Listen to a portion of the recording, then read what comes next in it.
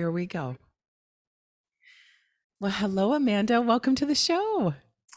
Hi, Beth. It's lovely to be here. Thanks for having me. Oh, thank you. Coming all the way from around the world. You're in Dubai. Dubai, yes, and it's quite hot. We're almost at the tail end of summer, but it's still probably not the temperatures that you're experiencing over there in beautiful Chicago. Right? Oh, maybe. I mean, well, maybe not. It's Yeah. quite lovely here, but warm, quite warm there.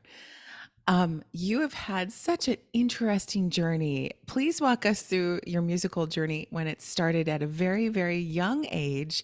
And I can't wait to put the connection together for all the listeners on your work in the space industry that's truly unique. Yeah, well, okay, so if we're going to start at the beginning, many moons ago, 2.5 years old, I was when I first became in contact with the piano and started playing the instrument and You learning were the two? instrument. 2.5. Oh, my word. So, and I was just sort of teaching myself by ear. But then, the next 20 years, you could probably say that I really devoted to really learning that craft and, exams and Stepfords but Beth, it was sort of around my 20s. I started accompanying ballerinas in dance studios. And it didn't take me long to sort of, get a gist of what was going on with the music that I was handed and expected to play for certain exercises. And then watching the dancers and going, I reckon I could write some new stuff for these guys and just maybe enhance it even more so the experience is sort of more, I don't know, more artistic and homogenous for them. And, so it was very much, and that led into a 3-series album called Moving with Music. And then from there, I guess the natural progression was going to film and TV and stage plays and, concert works. And so I spent the next, I should rewind back in my early 20s. I was with the Australian Ballet Company and I was on Okay. the Sydney Opera House stage accompanying dancers in Carmina Burana.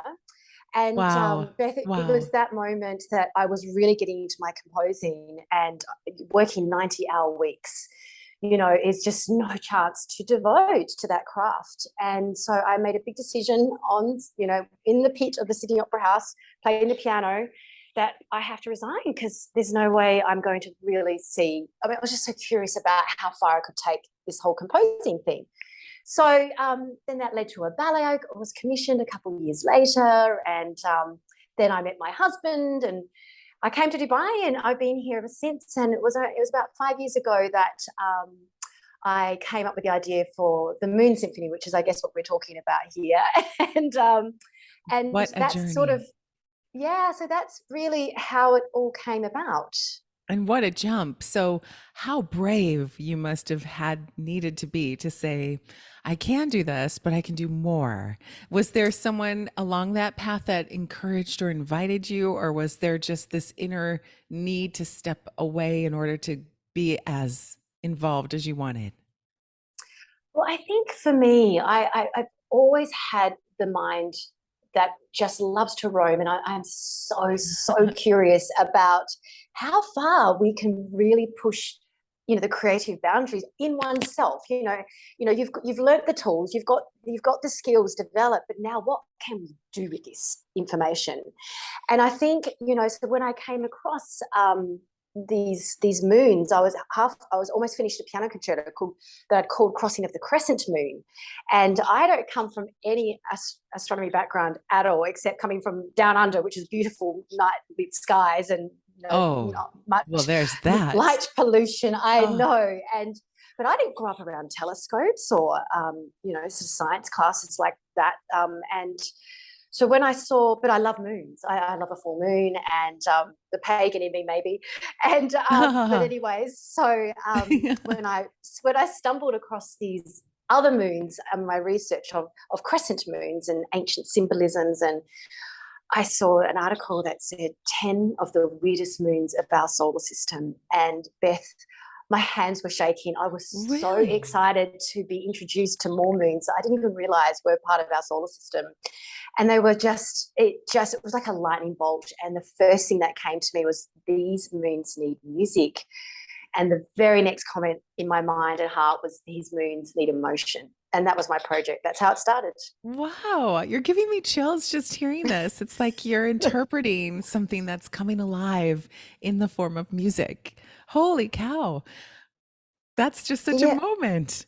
Where were Well, and I you? think I was in my I was in my villa in Dubai, and my lounge room, because I was sort of, like, was around my computers researching online about ancient symbolism of crescent moons. And it was just an ordinary day, but it wasn't, because it was literally, I mean, I just couldn't wait to finish my piano concerto so I could get started on this moons project. And I was just absolutely riveted. And I think the thing that was sort of enmeshed in this experience, seeing these moons, knowing they needed music, and just absolutely knowing that emotion had to be a big part of their story, and not even knowing what that story was. I just looked at them and I just saw they just spoke to me. But it was even more than that, Beth. If I can be as dramatic as, I honestly felt like they were crying out to me. If I Okay. can be so dramatic, I because do. I want to get then into this in the details. Did the when you hear the music and you're putting the moons to the music, is it how are you seeing them? Are you seeing them in a way that you're interpreting we're seeing them from previous moon explorations, like footage from something that we've once had, or maybe an artist rendering, or the way you think we would come up and approach a moon from a starship? Or are you just seeing the moon as a geological entity? How are you, when you're seeing it and you're hearing the music from what you're visioning, how does that work? The details. okay, it came from science. I Oh, did not start writing music until I had explored all the scientific facts and research and characteristics of these moons. So, I mean, it's a beautiful question, Beth, because um, what I found was happening was about three things that you mentioned, actually.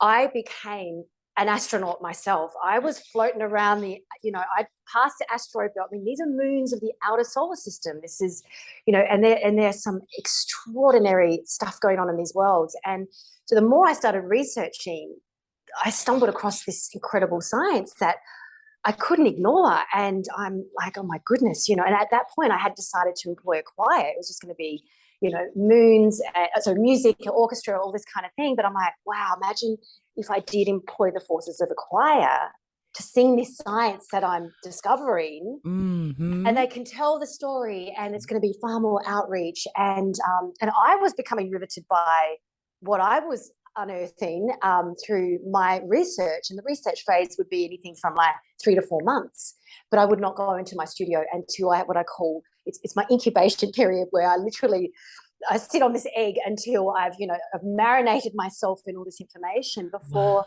And like I would a script for a film, Beth, I would never just, as soon as I get handed a script, okay, I'm going to the music studio, I would carry that script everywhere with me, read it multiple times, write things down. That's how I was with the science. I'm very old school. I'd get my books out, and I've got plenty of books for each moon, and pencil, and just really just try and learn about them. And it was like a courtmanship, if you like. And it was I really enjoyed it. There's about 3 phases of the project. That was obviously the first phase. The second phase Okay. was writing the music, and then it was the libretto, the poetry. But every single phase, I just made sure that it was not hard to do this, just to be in a state of joy and privilege and excitement. And yeah, so I just thought, gosh, I'm never going to have this again. So just indulge in all aspects of this project. Oh my gosh. Well, please indulge us and walk us through some, if you could give us examples of a couple. Now, I have heard your beautiful music and I cannot wait to share it with the audience and highlight it in this episode. It is everything you would expect. Like if you were to tell me the moon spoke to you and they sang and they came off the pages from the science, the way you have interpreted that and composed that is exactly the bridge. It's exactly like I hear Wow. it in the music. But could you walk us through one or two of the moons or motions of the moons that maybe one had a deeper baritone or something that was, cold and different feeling than this moon? And can you do a little comparison and walk us through maybe something that we can auditorially Yeah. grasp through your Yeah. description? there's one that I want to go to, but I think I might save that for another conversation. But for the purpose of this exercise, I can definitely go to, Okay. I'll go to the first two movements actually for comparison. So what I love about this first movement is a moon of Jupiter called Io. Oh, And it is yes. the most, yes, it's the most volcanically active body in our whole entire solar system. And but the next orbit over, you have a Europa, which is the new Goldilocks zone, which for people out there who are space geeks like us, know that their scientists are very interested in this part of the solar system because of the tidal forces that are responsible for all these dynamic processes of these moons that were once thought just cold, dead bodies of Mhm. nothing, Mhm. actually are these dynamic evolving worlds. And Yeah. so there's an ocean on Europa which is 2.5 the size of all of Earth's oceans combined. And so that was a really easy comparison because we've got 100 volcanic eruptions happening on Io. So you've got the fire element, and then the next movement from fire to ice, which is basically there's a 20-kilometer crust. They think it's that distance that's covering this global subsurface ocean of Europa. And the really exciting, there's so many exciting things about this moon, but the Galileo spacecraft was carrying a magnetometer, which is a very fancy name for a compass, that is able to detect ocean worlds. And I mean, that's a beautiful backstory right there with Margaret Coulson. I don't know if you know her work. She's a physicist at UCLA. She's the real hero of this story. I mean, that's a whole Oh. other podcast. Oh, lovely. But yeah, but she was the one who insisted that they have and carry this magnetometer on the Galileo spacecraft, and that magnetometer is what gave them information about just not water, a salty saline ocean, which if that ocean is interacting with some type of rocky mantle flora, that could be the ingredients and the right temperature for what they're calling microbial life. Yes. So, I mean, is there an ocean? Yes. I mean, this is the thing, Beth. This is science fact Yeah. driven symphony.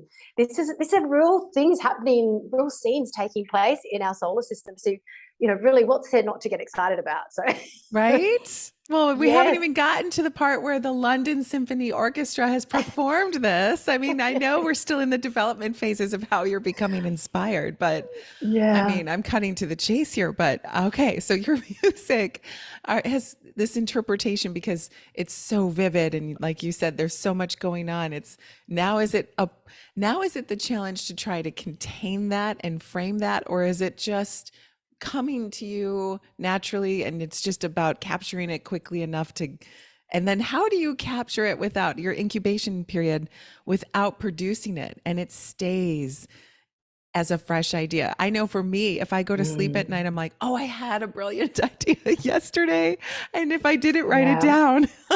Yeah. As a composer, this is part of your art and approach. Do you just, once it's ingrained, is it already produced because it's It, come to you? it's funny because I want to use that word compass again. We just talked about magnetometers. It's a nice way to bridge this conversation to music, because I think a nice way of answering your question is called an inner compass.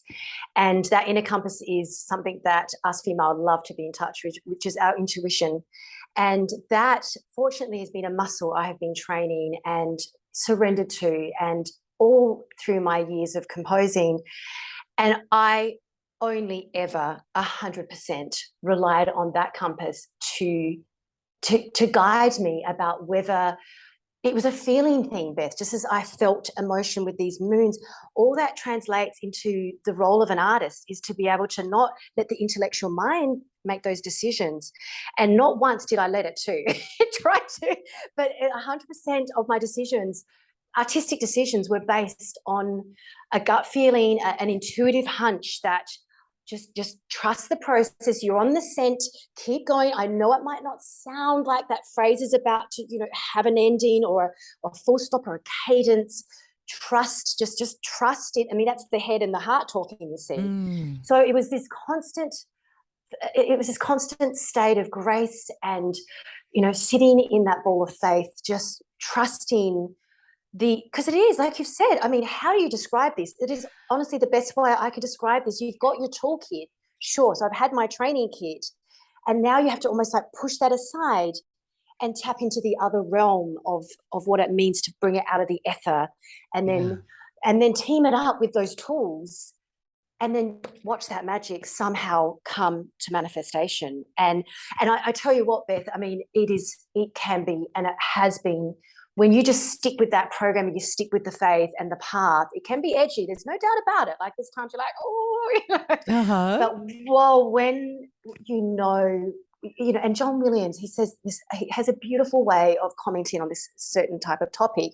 For him, he tinkers with what they call the musical grammar, and until it sounds inevitable, and until it feels inevitable, until it sounds inevitable, that was what I was always letting dictate my decisions about when something had been finished or needed more finessing. That's how at Inevitable. least that's how I work. Wow. Now I have to ask, is this compass that has guided you that you've trusted, is that something you think you're born with or something you have and then you have to practice using? Because it sounds like it's the same compass that allowed you to walk away from your experience on the stage in Australia and take on something new and brave and bold. And it's that same compass that guides you to receive the universe's gift of the music that is speaking to you through the planets. Is that something you think some artists have, but they haven't tapped into knowing how to use yet and they are born with it, or something you have to practice listening to and using and being open to? I'm always curious. Well, I have, this is something that I have been sitting with spiritually my whole life, really. And the quest for what is that X factor? How do we as artists, create meaningful art that is going to resonate? And that has been my lifelong quest. And I've done a lot of reading and a lot of, psychological sort of thinking about this, and philosophical thinking is probably the better word. And there's two answers that I have for you. I hands down believe 1,000% that all of us are born with that gift of that compass. My second part to this question is that I absolutely agree that it's something you have to work at. It's a muscle. And I think I don't even want to say the word work, because that sounds like it's hard work. And for me, at least this is my experience.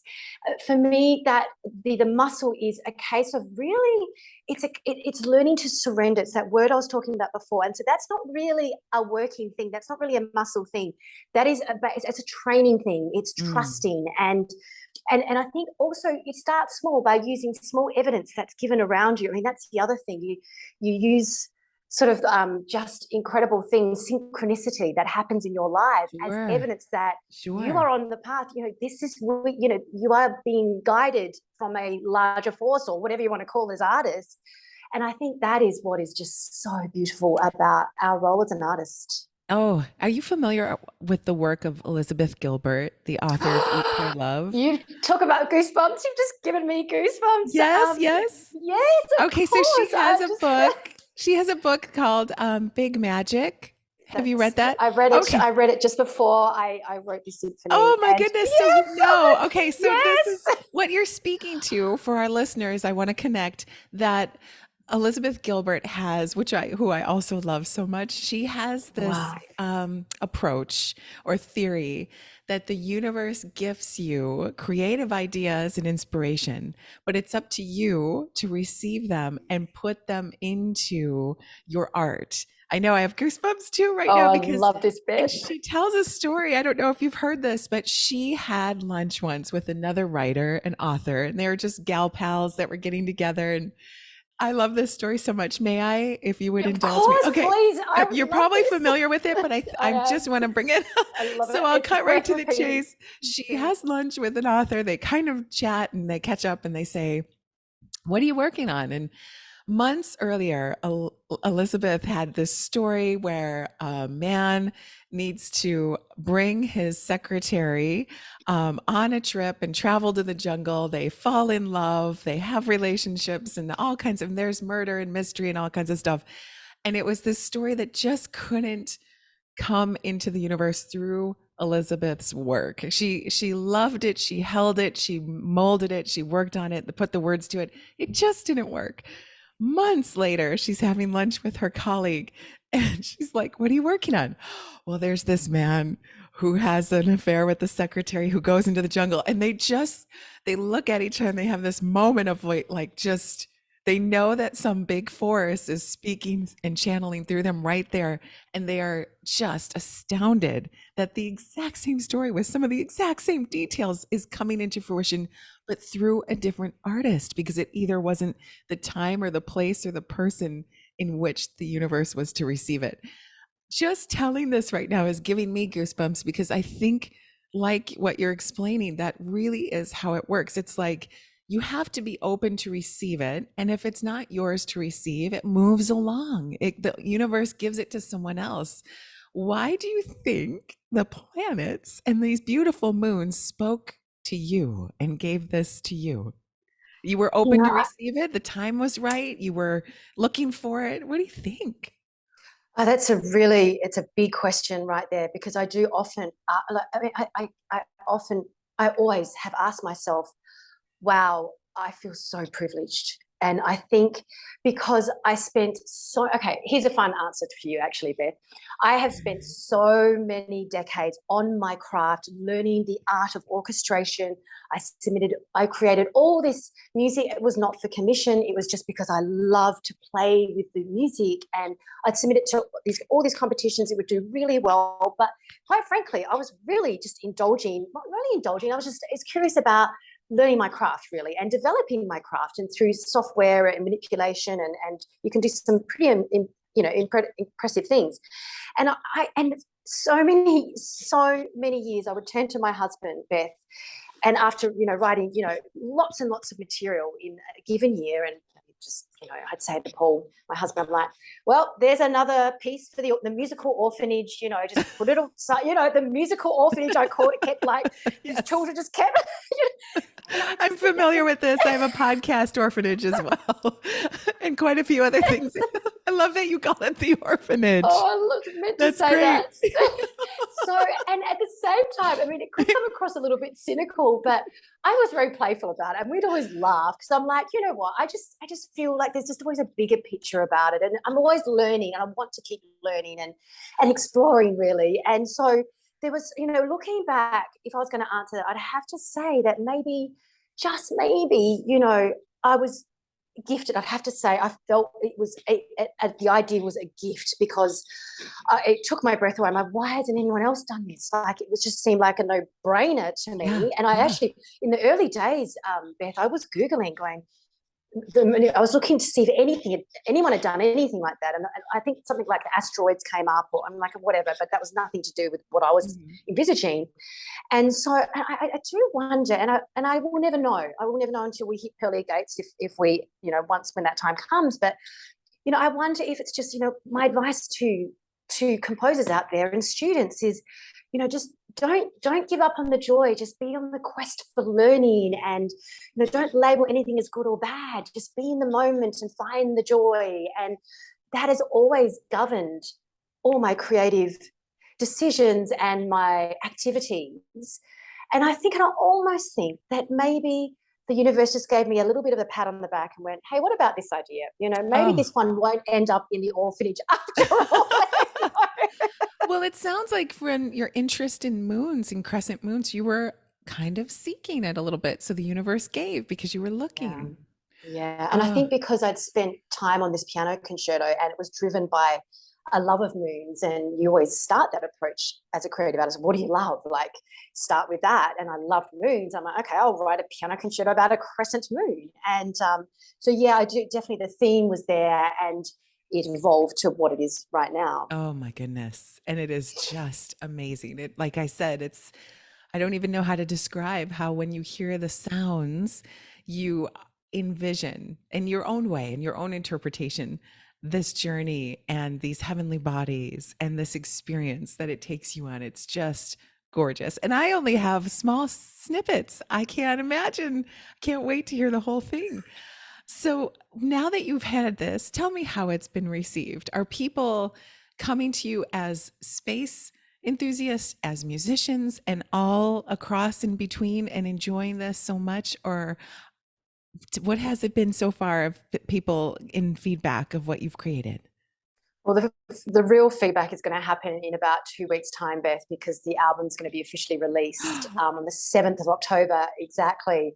And in that Right when same this week, will be available too. I'm, This will be wonderful. oh, Good. Oh and gosh. we have a very special feature front page of the BBC Music Magazine with Maren Alsop on the front cover, and a special featured article on this Moons Symphony. There was this incredible writer that was following us when I spent 7 weeks in London putting this project together, and he would attend so many of our sessions, and it was extraordinary. And I think, as Maren Alsop, our conductor, famous Maren Alsop, I mean, you know, she is so such a champion of this kind of cross, interdisciplinary, and always looking for new ways to interpret music and bring a new experience to concert halls.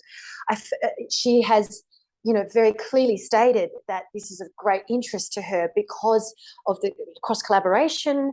And also, she was there. We had some NASA scientists come over, and I got them up on stage just before the LSO musicians were about to play music for that moon, to go, okay, scientists, can you go up and can you just spend a couple moments in front of these musicians and tell them about this world they're about to play? And Oh my gosh. Maren, we've got it all on film, but Maren has said, she's the one who reiterated how potent that was, because it's just such a different experience. I've never had anything like this before, where someone with that authority, and not just NASA scientists, we also had an astronaut that there was there, pretty much full time for all the recording sessions, Nicole Stott, Yes. who's, Another yes, artist, incredible yes, of artist. course. So she also got up and spoke to them about the seventh movement, Oh, obviously for those reasons.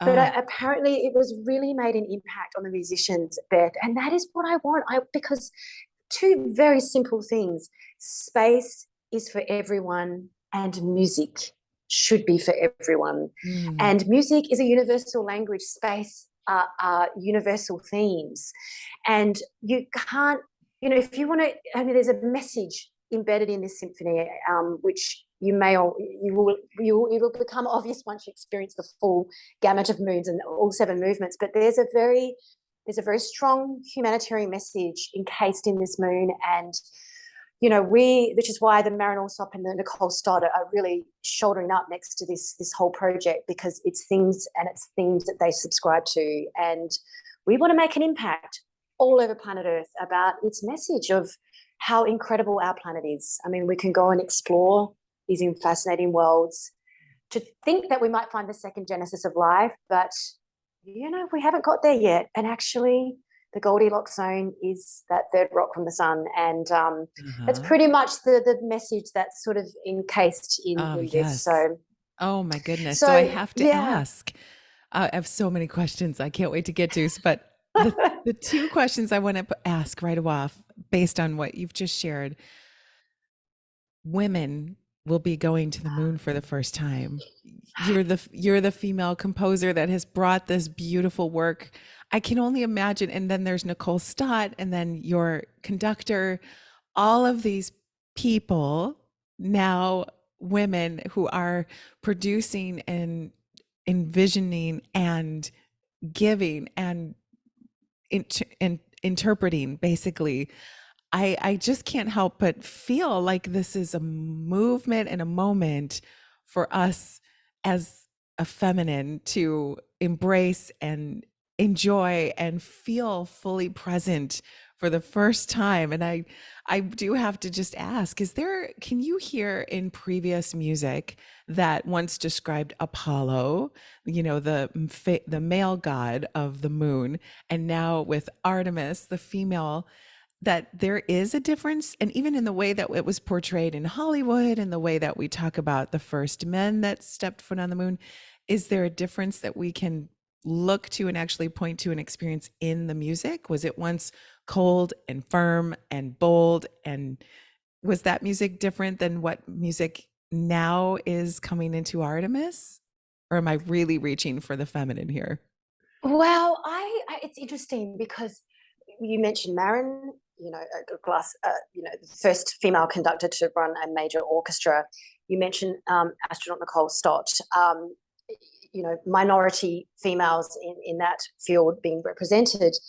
And then, of course, I'm a female composer, writing a symphony, whatever. But it's interesting because us three women, this has never been the forefront of our conversations. And right. It's never even come into any of those conversations. But it is a question that we for sure we are all asked inevitably. And while that might not be a thing that I subscribe to, I absolutely appreciate and respectfully understand that it's going to be someone else's question and motivation out there, which is beautiful. And I absolutely support that in their journey. I think to answer your question about the Apollo versus the Artemis and bringing the masculine and the female, I definitely think the timing is number one. It's beautiful, but I want to go a little bit even further, because I've researched the Genesis, the Greek definition of the word Apollo, and came across some very feminine descriptions of that word Apollo, which means beauty, like god of light, beauty, poetry, healing, all these beautiful things that I was more attracted to as opposed to the masculine Apollo mission. And of course, when you look at the 1968 Apollo 8 mission, Earth Rising, that is what I focus on, is that guy, that the NASA manager, Alan, what's his name? Alan Bean? No, Alan, I'll get you the name, excuse me. But there was a NASA manager who was in charge of naming that mission, and he said yes, and his name escapes me, but he said, the story goes, he sat in his living room trying to think about what he could name this mission, and he said he was like naming his child, but he said he chose the word Apollo. This is kind of interesting, actually. This sort of got me away from the masculine energy, Beth. He said he chose the word Apollo because it reminded him of this, chariot, riding off into the distance, and you can see this program, this chariot going to the moon. So it was more of a journey as opposed to the masculine god. But then when I researched, like I said, what the word Apollo actually means, it's a beautiful marriage, that idea of journey and exploration, and yet the themes of beauty, poetry, healing, love. And that's what they discovered. They went all this way thinking they're going to discover the moon. They discovered Earth. And that, and then Earth is a very Gaia. She's feminine. And so it actually, as much as they might have tried to make it masculine, I found a way that it doesn't feel like that at all to me. I think it was very intuitive of him to name it for those reasons I've just, for me at least, I've interpreted from this conversation. Beautiful. That's beautiful. When we bring back the first asteroid sample, which is coming, it's on its way, it's literally on its journey. And when we get those first rocks from Mars, which are also getting picked up right now as we speak, they are getting not unearthed, but unmarsed. And they will be brought to Earth as well. Do those rocks have music? Do you hear them in the same way? Will you sit with, like, if you see the colors, or if you're able to see their composure in a geological sense, will they inspire you for another? Because or similar to how the moons have? What do you think? Oh, look, I haven't been asked this question, and I love this question because I work with energy. I work with aura. I mean, I feel energy, different vibrations and frequencies. I mean, that's obviously why I've ended up in this field. No one's ever presented that question like that to me before, but oh my God, it almost took my breath away. Just imagining I'm big into crystals. I have a gemstone collection and so I collect labradorites and moldavites. How did I know that? My daughter collects them as well. She does. And she knows all the names, and she loves that they have the vibrations and things. And different personalities. And so when you talk about the Mars rock, I instantly went to my crystal collection going, wow, I would love to have a Mars rock, because those crystals are very important to me. when I am working in those creative spheres, because they have beautiful vibrations that I try and tap into, and they often feel they're very gender to me as well. So it's something Oh, from a really? completely different realm. Yeah, and very soft Excellent. and maybe some strong energy. They've got their own personalities, and so I work a lot with those beautiful vibrations. So when you said Mars rock, I should say, Yes, it's I would coming. treat, I would treat that experience exactly the same way that I do as a composer anyway. So I love the idea, Beth. How can we get some? How can we get Oh, some hands on well, in the this? same way, so a geologist inspects it Yeah, and dissects it, right, as based on yeah, its composure. But yeah. those things can also be interpreted in many ways. It can be interpreted in color. It can be interpreted in energy and in music or in the art form, the colors of it, and put into all kinds of different art, you know, ways that we can interpret those things. In the same way, as a journalist, like I dream in words. Yeah. My symphony is words, and I play with them and I arrange them and I put them in. So I do understand a little bit, but I'm not anything like Liz Gilbert or anything where things come to me and I get divinely inspired, but I do love to arrange and I love to order and then I love to play that or fix it or change it. And so I can't imagine, and I think this is the challenge. There's so many people like yourself that I feel deserve that seat on that first expedition or the Oh. first journeys, so you can help interpret what you're seeing, what you're experiencing, what you're feeling, and put that into something that can bring it back to the people of Earth and bring it to us the way you're doing right now for the moons, which I know you've never physically been to, but your inspiration will stand. And can you imagine if you ever do get to go see Io, that your music would Well, help interpret what you're seeing? I have to say though, Beth, the way that I approached this project, I did submerge. I feel like I am so lucky because we have this company called NASA. We have this company called European Space Agency. Their Huygens mission, that was the Huygens that was riding the Cassini spacecraft. Oh, yes. I feel like because there was just so much science that's just been discovered in the last couple of decades. I feel like I have been there. I mean, look at Voyager 2's documentation, the only flyby of Moon Miranda, Moon of Uranus. Wow, you go online and you see the eerie one-sided view of Miranda. I had that next to me as I was composing the music, and Oh, that was enough for me, Beth, to be transported. And so I oh. feel like I don't need to go there because I'm thankful for the scientists and the data that's already come back that I've been able to create this world here. And by the way, I won't be able to have a composing studio on a spaceship. Maybe I could. I don't know, You but never it would be know. nice. You You never never know. know. So I feel like in some ways I really have been so lucky that some of the images that Cassini's taken from, the 13 years it spent in the Saturnian system, boy, they're slightly grainy to a certain extent, but there are equatorial sand dunes, that I Yes. had access to Oh, compose, and I feel in some ways I have been so lucky to have what I have had access to. So, for this film that I've put together for these moons, I guess you could say. oh. And so what is next? Do you think this will continue? The universe will continue to literally the universe? Will you go from moons to perhaps planets or oceans on other planets? Is there something that you already have?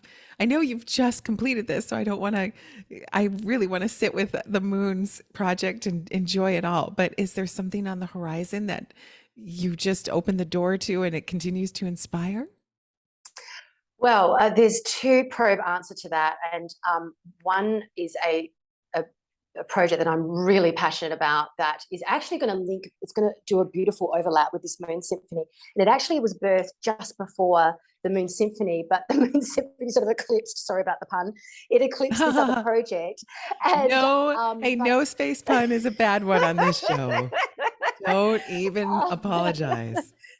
So I've literally just had that project sitting there, and a bit like the Elizabeth Gilbert, I know I will get to it, and it will happen. But I felt this was far more important to get this this done first. But actually, what I'm far more interested in is definitely creating. But we have really big plans for this symphony and a very clear, crystal clear vision, which is we want a global world tour. Yes. We need to focus on a world premiere, plural. I would love that at the Walt Disney Concert Hall, because the NASA scientists are just down the road. It's nice and Oh, convenient for them to yes. go and give our little pre-dinner talks. Oh, But I yeah.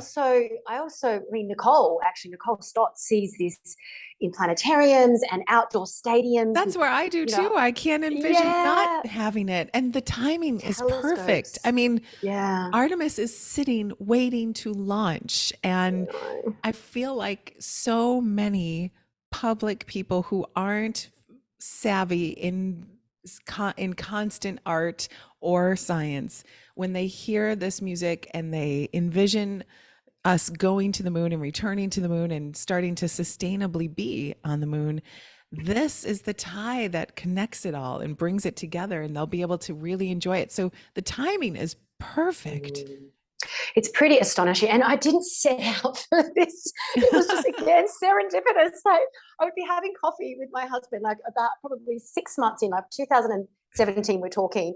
And of course, I'm continuing my research, and he's getting ready to go and teach at school. And I'm just like, oh, I said, my goodness, Paul, I'm like, they're sending a spacecraft. They're launching a spacecraft to Europa. That's one of the moons I'm writing for. I had no idea, Beth. I mean, this is how naive I was back then. And I'm like, oh, well, then we need to have a concert. We need to have a concert for this Europa Clipper. And then as the years rolled on, like the Kurt Niebuhr, which I'm sure you know from NASA HQ, who's a big supporter behind this Europa Clipper mission, has obviously come into its orbit, the symphony's orbit. And he writes to me one day, and he says, Amanda, I don't know how possible this is, but I see when we do the launch for Europa Clipper in 2024 that we have this outdoor concert with the Falcon Heavy rocket in the Yes. background.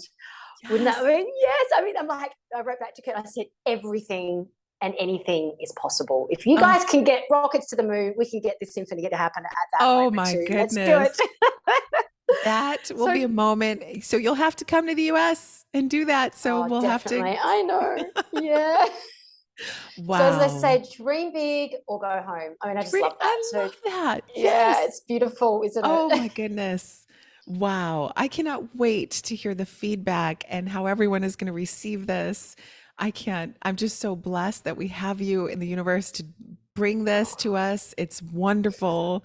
And not just to mention the beautiful instrumentals, but the chorus, the singing, the voices that you have put to this as well. The meld of it is, again, it's spiritual, it's moving, it's inspirational. And I also have to ask you about the absence of music in the sense in space exploration, because we know that if we don't have space is quite quiet. And there are some moments like the moon landing, like the decommissioning of Cassini when it went into Saturn's, in surface and literally disintegrated. There's something beautifully I can't even find the words. It's just that quiet says as much as the music. Like, I want music when we're taking off and we're launching and we're going and we're exploring. I want music around the first Mars rocks when we hold them and find them and look at them. But then the quiet too. And how do you work with that when you go in between your movements as well and make those transitions? How do you know when we need to hear the quiet or digest in the in-betweens? I definitely think this is such a profound question. And two things. One person once said to me many, many years ago, they said, Amanda, I love how you respect the silence as much as the sound. And I've never forgotten that. It's just like Mm. just in my very early first days, I was just writing little piano miniatures on the piano and composing, just tinkering with this dream and this curiosity of mine. But, sitting at Abbey Road Studios and I was quite emotional at this point because everything had been recorded and my husband had just left to go back to Dubai. And here I was by myself in this In room Abbey Road upstairs, Abbey Road Studios. Studios, where we Oh, just recorded the choir a couple of weeks before. But this was what we called the mixing, the final mix, which is we'd already done all the Dolby Atmos mixing. But this was where okay. I literally had to decide the space between each track, Beth. And again, I know. So it was How to does one talk do about, that? well, again, the inner compass. So I would sit there, like literally on the couch, and I had the music, and I would listen to the first track. And then he was very respectful, the engineer. He would just watch me, and I just say, just let it just go, just let it go now. That's how much silence I want before the next track. And you'll notice that just before Earth Moon, there's a little bit more silence before the seventh movement track, but more, much, much more so is before there's two bonus tracks, which I'm not going to tell you about. Or maybe Ooh. I should. I don't know. Maybe I won't. But just before the first of the bonus tracks, I was extremely, extremely sensitive about how long people needed to digest that seventh movement experience, because we'd pretty much just done the whole symphonic space flight. And also, Beth, I have received enough evidence over the years beta testing this whole project. I've felt the reaction from people, and it's pretty overwhelming actually what have people come back to me and say. And so I knew to be very mindful about just making sure they sit in that bubble of Mm. silence, that's Mm. that vacuum of space to digest what that's the space flight. So there was definitely a very predetermined level of absolute silence before that bonus track comes in, and that was very, very specifically handled for that beautiful question that you just asked, because that was important to me as well, respecting the silence. It's everything. It's everything. Mm. It's just as important. It's like that moment before or that moment just after, and you need that. You need to we do. We need to digest it. It's beautiful. And for someone to know how much, that's a gift. That's a talent. I can't even imagine. If someone were to ask me, I'm like, I don't know. Again, I do it with words, so I have no idea. But even with words, when your speech is done and you wait, or you wait in between sentences, or you wait in between the next idea, there's some of that. There's a little bit of space there. But there are just some moments in our humans' history. Or let's think about the moments when do you remember the images coming out of JPL when we were waiting for Perseverance to land? And right, they're in the mission control, Anticipation. in Yeah. the anticipation, that silence. Like, how do you package and build and confine and put that silence into something until the moment of roar and celebration and Yeah. expression? But that silence is just as important as what comes before and Mm, after. So for you mm. to put that in accordingly, appropriately, is something I can't wait to experience. Oh, you're so kind. I think one way, just talking about, actually, I have an example for everyone to think about with this profound question that you are asking. And we won't answer the kaleidoscope of answers that there obviously is for this Sure. type of topic. But one, I'm just, because I was thinking, well, how did I know this? And you know what? I go back to my childhood when I'd go to concerts. My piano teacher would take me down and would go and listen to a symphony orchestra perform, and in these big, rich, reverberant concert halls. And you know, one way is to pay attention. I mean, which is why I love Walt Disney Concert Hall. Oh my gosh, the acoustics I in that have to place. go. I have to go. Oh my God, I just cry the whole time I'm there. Like, Oh, just because it's so incredible that the sound quality. But what is a really good indication for people who did want to try and use a template as an example of, well, how do you know?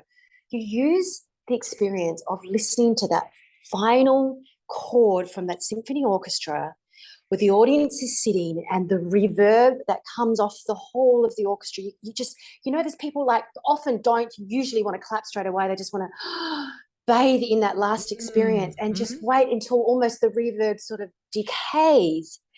And then everyone leaps into that, applause. And you can usually, so you're sort of, it's almost in some ways, it's a Mother Nature dictated event, or a physics event with the science of the reverberation, Ooh, or, that's been you know, fascinating. What is the physics of the pause? What an yeah. incredible question.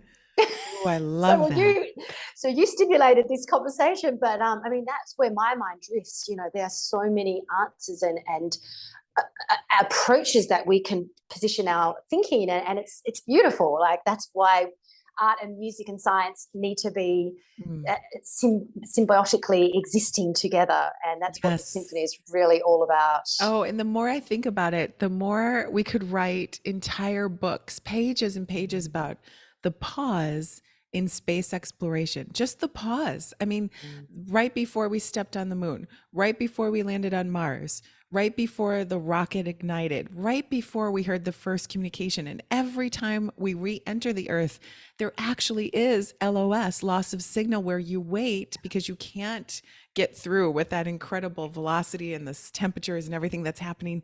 You can't communicate with Earth. And there's this pause. And sometimes it's minutes and minutes long. And then right before you hear that first beep or ding or communication, there's going to be so many of these pauses yet to come as we explore and discover. And that, I mean, that could be someone's thesis right now. I mean, it could be a Yes, dissertation or a study. exactly. I'm I'm already thinking, thinking about how I know. it's brilliant. But Absolutely we want to brilliant. focus on all of your beautiful music. I have to ask a few fun questions before we Oh, let you yes. go, just for fun. And then I cannot wait to introduce everyone and ask you to share with us where we can find you and listen to all of your work. So before we get to that, when you're not writing symphonies, is there music, a particular genre or something really fun, or perhaps an instrument that you're like, it's maybe not in your wheelhouse, people would be surprised at, like something that you'd enjoy, like maybe heavy metal, Viking metal, something?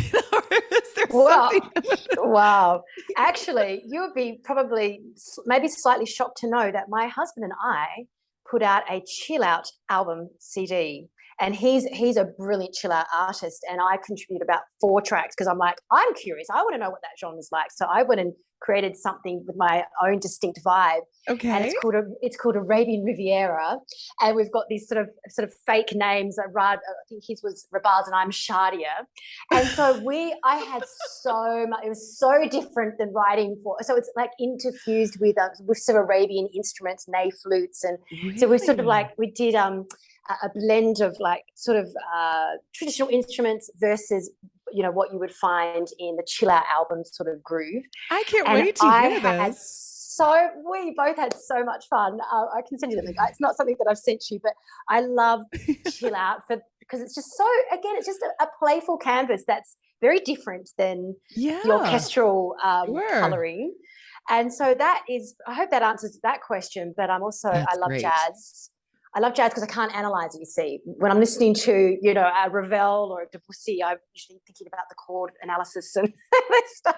But jazz, I can't. So that's my real switch off music. And I have deep Okay, respect for jazz artists. lovely. So, yeah, I would definitely say not heavy metal. That Okay. does not resonate with me, No, I just threw I'm that out afraid. there for fun. I always just, I like to do that.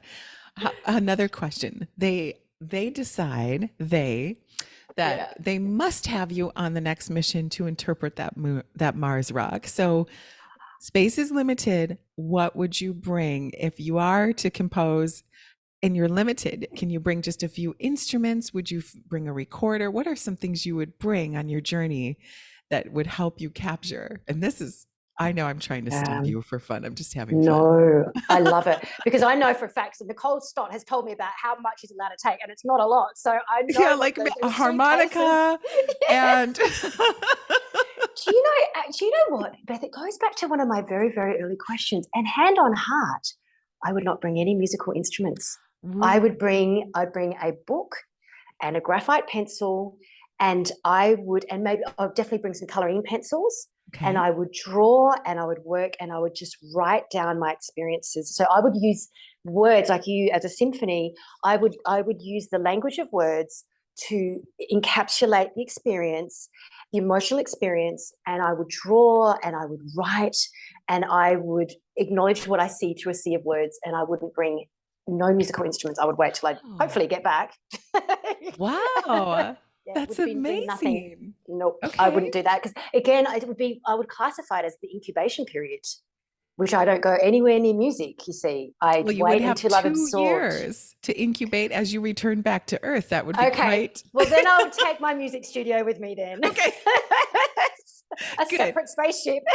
No, but I There we go. understand how you would approach Yeah. that. That's beautiful. That's incredible. Oh my goodness. And then you already gave us a little bit, but I love so many students and families, certainly now musicians, would love to hear your advice. You talked a little bit about it. Don't give up.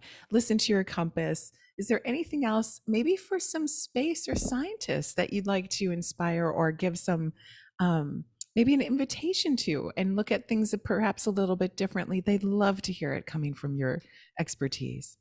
Well, I'm going to say one of my go-tos that I use on my piano score a lot, and my students absolutely know that I use this all the time. And if they come to me for a piano class and they've had a bit of a bad day, or and this is only something that came to me when I was in my 30s. This mantra that I use, and I think, regardless of what's happening in our life at any stage of our life, whether we're in our teenage, adolescent, or whatever. Um, I'm now absolutely 100% sure that the best way to handle, or especially for an artist as well, because we are quite emotionally in touch, we're quite, sympathetic and sensitive. I think a good way to position the mind and the philosophy of those what we perceive as bad events or even good events. I'm really mindful about not labeling anything as good or bad and just Mm. keeping super neutral. And so, for instance, if you really are a scientist and you want to get into the NASA path and it's the doors just don't seem to be opening for you, I would say relax and, just trust that there is seriously another divine path that is being mapped out for you. And rather than resist what is being placed in front of you, sit in the trust and the knowledge that everything's in divine and perfect order. And that's another one of my favorite mantras as well. And it absolutely has been. And this symphony is huge evidence of that, Beth. When I would use, when I would think that there was this door that should be opening and it absolutely didn't, oh my goodness, the door that did open was 1,000 times even more beyond my wildest dreams. So, but it's only because I adopted that philosophy and that mantra. And I think they're really good ingredients, emotional ingredients to take in that bag of personal life with you as we're all exploring, and it doesn't matter what genre or field, physics, science, music. I think that's just a really good universal theme for everyone to latch onto. And I think the world is going to become a beautiful place if we all operated like that. Well, thank you. That was incredibly inspirational. I know I'm going to hold on to that because it's true. You just never Mm, know when the door yeah, closes what is behind the next. And as you yeah. say, dream big or go home. Go home. It's so good. Well, And where actually, can there's people? one more. Yes, please. I Go was ahead. going to say there is one more thing I think is really, especially if people do want to embark upon sort of ambitious projects, and we are now talking, in the fields of science where you're, like you said, writing dissertations, etc., and these, really time consuming, or being part of missions and all that sort of thing. My sister said this to me. She said when I was embarking on this project, Amanda, you don't have to see the full staircase to take that first step. Oh, yeah.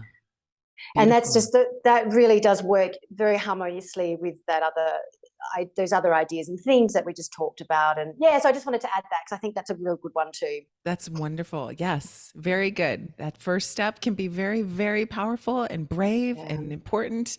And then the other steps get revealed as you go. yeah. Amanda, this was such a beautiful journey and a great conversation that I'm just so inspired by. Please come back on the show. And I Wow. cannot wait to share your music. Where can people find it between now and as it's about to be released? Oh, you're so kind, Beth. So we've got some what we call sort of single releases, which is Okay, so it's put out by Signum Records, which is a fabulous independent label based in the UK, or a wonderful family that are really nurturing this project. And so they have, I think I can definitely send you a link that will go straight to all the platforms that you can pre-order.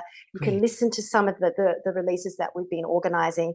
My YouTube channel as well has a lot of that sort of content that's following the lead up to this album release. So yeah, website moons-symphony.com. But yeah, Sigmund Classics also is a good place to start there too. So thank you for communicating and sharing stories and doing all this beautiful Tinkerbell You're space welcome. Thank you. inspired Yes, thank you. conversations. Thank you for bringing it into the space world for all of us to enjoy. I cannot wait. I know people are going to have wonderful feedback and such inspiration. So I can't wait to talk to you again. Thank you, Amanda. Thank you so much, Beth. It's been such an honor, truly.